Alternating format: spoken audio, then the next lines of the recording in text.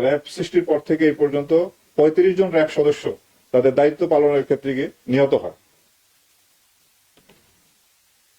আমরা র্যাবের যে সদস্যদের আভ্যন্তরীণ শৃঙ্খলার ব্যাপারে আমরা একটি কঠোর অবস্থানে আছি।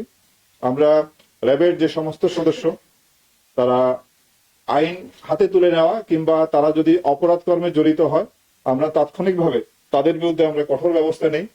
এই পর্যন্ত প্রায় র্যাবের 58 জন কর্মকর্তা এবং 4235 জন সদস্যকে শৃঙ্খলা ভঙ্গের জন্য অভিযুক্ত করে তাদের বিরুদ্ধে শাস্তিমূলক ব্যবস্থা নেওয়া হয়।